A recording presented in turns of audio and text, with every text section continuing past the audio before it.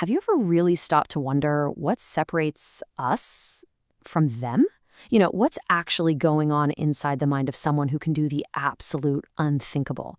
Well, get ready because we are about to dive deep into the chilling psychology behind the criminal mind.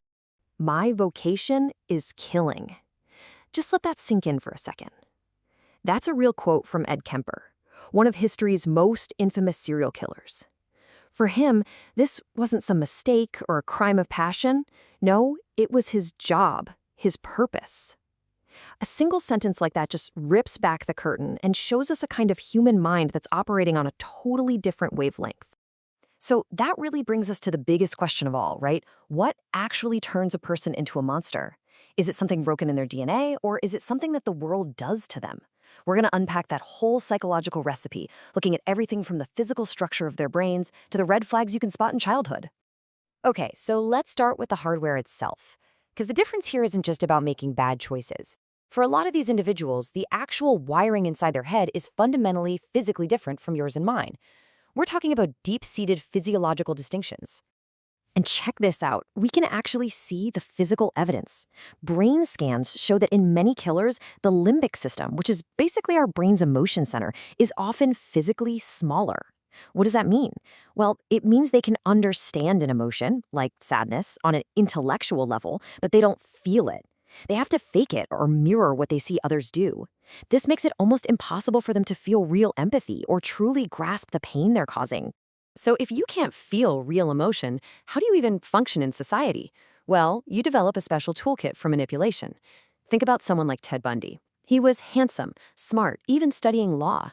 He used what's called the halo effect, where our brains see a few good qualities and just assume the whole person is good. People thought there's no way a charming guy like that could be a monster. Behind the mask, though, zero remorse and a masterclass in faking human connection. And this brings us right to that classic debate, nature or nurture. Are these people just born evil, or are they made? Now, while there are clearly some biological factors at play, like the brain differences we just saw, the vast majority of experts agree on one thing. Biology might load the gun, but it's almost always the environment that pulls the trigger. And this is so crucial. Killers aren't born. They are forged. They're almost always the product of this perfect storm of horrific childhood trauma, abuse, and a whole life where violence is just normal. These aren't just bad memories. These experiences literally warp a child's development, laying down this toxic foundation for the monster to emerge later on. So what are the early signs? This is where it gets really chilling. The FBI actually identified a pattern of behaviors called the McDonald Triad. It's three things. 1, arson, this obsession with setting fires. 2, animal cruelty, which is often a practice run for violence against people. And 3, persistent bedwetting way past the age of 5, which can signal extreme psychological distress. When you see these three things together in a kid, it's a massive red flag. Okay, so we've been in some pretty dark territory, but here's where we pivot and bring it back to our own lives. The mindset of a killer is really just an extreme form of deception, and the psychological tricks and tells they use to hide who they are, well, they can actually teach us a ton about how to spot dishonesty in our everyday lives. All right, first up is a physical tell called gestural retreat. Ever ask someone a tough question and watch them literally lean back or shift away from you? That's their body instinctively trying to put distance between itself and the lie it's telling. It's like their subconscious is screaming, "Get me out of here!" And here's another big one. Eye blocking. You've totally seen this before. When someone is telling a lie, or even just hearing something they really don't want to hear, they might cover their eyes, blink really fast, or just close them for a second too long. It's literally the brain trying to shield itself, to not have to see the deception that's happening. Now, let's switch from body language to the actual words people use, or more importantly, the words they don't use. Just remember this little phrase. When the I disappears from a story, the truth might be disappearing right along with it.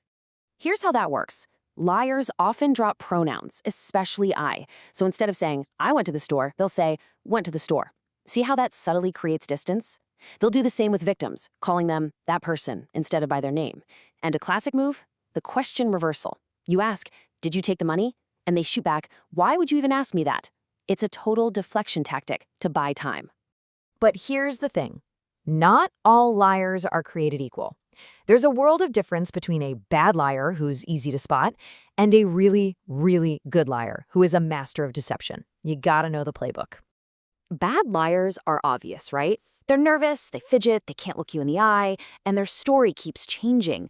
But a good liar? Oh, they're the opposite. They are cool, confident, almost like a professional con artist. And here's their secret weapon.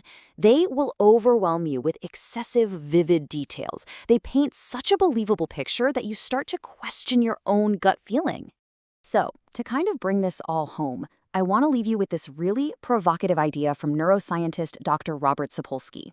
He basically argues that violence isn't some weird defect found in a few broken people. No, aggression, he says, is a fundamental part of the human blueprint.